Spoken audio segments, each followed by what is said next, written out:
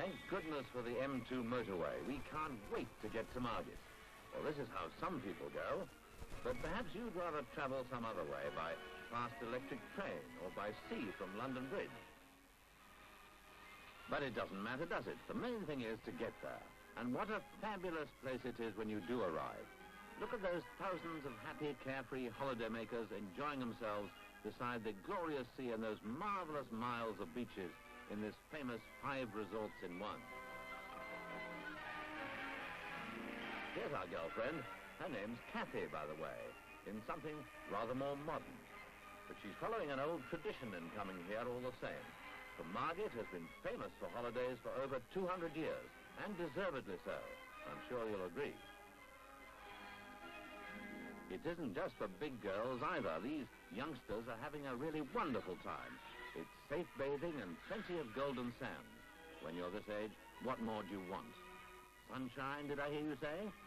Well, all the records go to show that Margate is the sunniest resort of them all, and I, for one, can well believe it.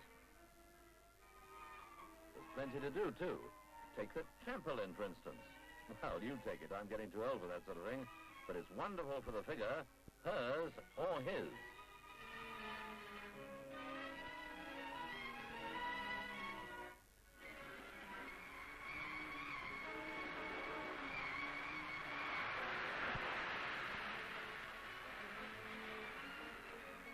Any more for the Skylark?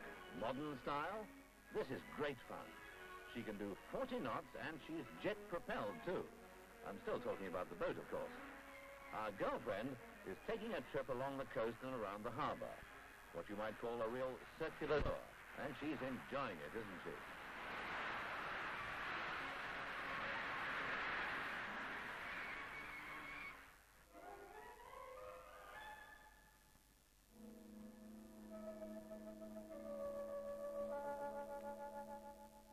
Now where's she got herself?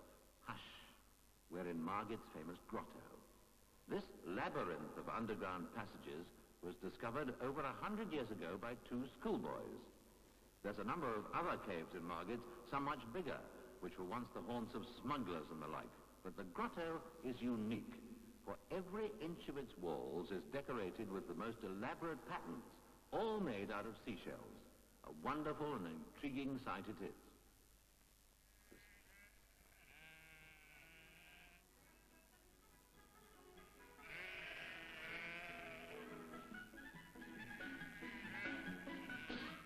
Kent in springtime is one of the loveliest corners of the world, truly the Garden of England. Apple blossom and lambs in the orchard, it's all here. And wonderful displays of cherry blossom in the streets of Margate itself. Along the whole of the 9-mile seafront from Birchington to Cliftonville, there are magnificent displays of flowers, adding colour and beauty to the cliff-top greens in springtime and indeed throughout the summertime. In the 3 parks, this is Northdown Park, the spring flowers bloom beside the ornamental pools. Whilst here in Dane Park, there's flat green bowling and the home of Margate's Cricket Club, where really good games can be enjoyed every weekend.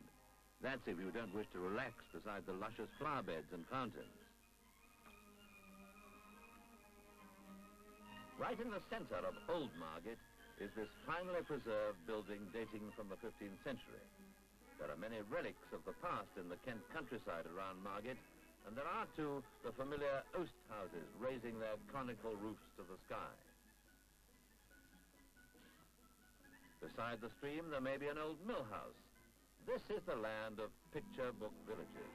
They have quaint names like Patricksbourne, Ickham, Wickham, and Wickham Brew, and the villages live up to their name.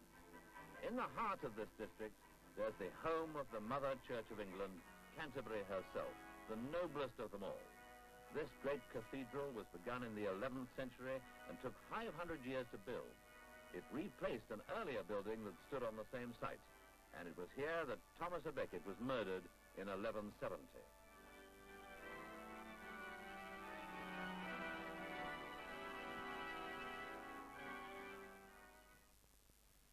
Back on Margate beaches, do I see a familiar face? Ah, yes, it's Norman Vaughan. He was having a swinging time at the Winter Gardens Theatre with a host of other top-line stars. Near the Winter Gardens is the Cliftonville Lido, a very popular rendezvous with its swimming pool and theatres. Alongside the harbour is the entrance to Margate Pier with the Yacht Club's dinghy park. And not far away is the kiddies' boating pool. And then there's the town itself, lively and attractive. In case you need it, here's the information centre to help you with your holiday accommodation. The great thing about a holiday here is that you don't have to spend it all in the heart of Margate. At Cliftonville, as well as the other parts of the resort, the continental sun-deck cafes project over the beaches. But below this sun deck, there's a rather peculiar activity going on. My goodness, what an enormous ball. After Cliftonville, we visit the charming village square at Birchington, and then on to those other delightful beaches at Minnis Bay, Westgate Bay, and Westbrook Bay.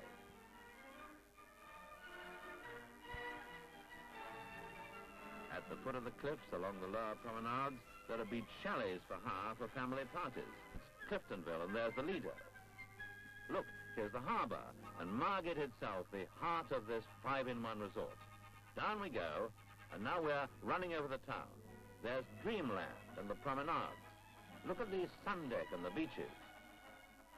Now we're flying over Westbrook, Westgate, and out to Birchington.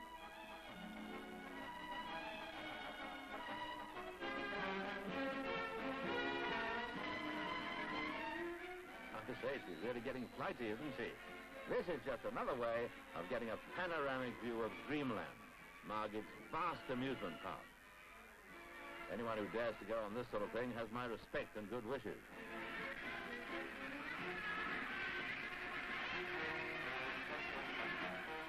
This is certainly the place for thrills, so it's no wonder she's taking that quiet ride on an old-fashioned merry-go-round just for a change.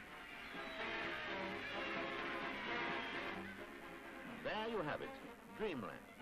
Over 20 acres of fun and laughter with every thrill you can think of, as well as quite a few you couldn't even begin to imagine.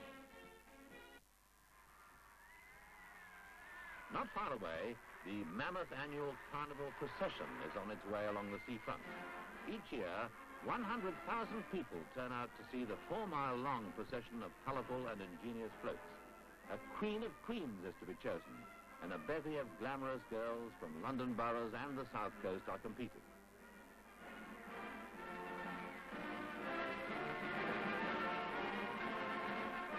By now, dusk is on its way, and sunset puts an end to the day on the beach. But at Margate, life's only just beginning. Let's go and sample some of its nightlife. 20,000 lights make the promenade really sparkle. The whole town is awake and out to enjoy the fun. It's no time to stay indoors. Back to Dreamland after dark. It's really beautiful, isn't it?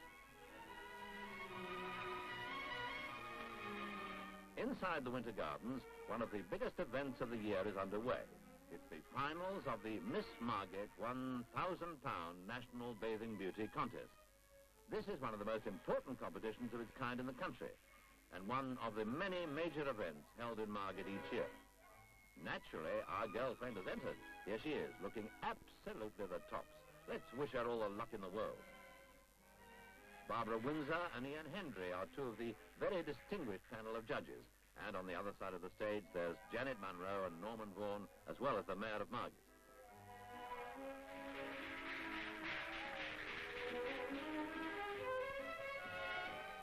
They have to decide just which of these beautiful girls is going to walk away with the Miss Margate title and hundreds of pounds in prize money. £1,000 is the value of the prizes to be given away in the national competition, and these young ladies are all out to get the first prize worth nearly £500. What a decision the judges have to make. What responsibility. You think you'd care for the job?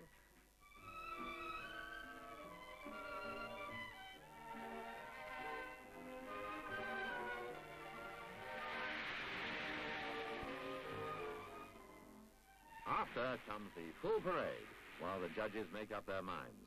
Wait for it. Then the runner-up is given her prize by Norman Vaughan.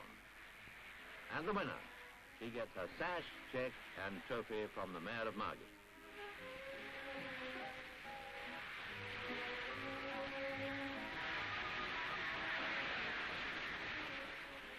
What a lucky girl. With a face and figure like that, I'm sure she'll soon be setting off some fireworks. And there they go. And talking of going, it's time for us to be on our way too. We've had a thrill-packed holiday, a really wonderful time. Now, like Cathay, we must say goodbye.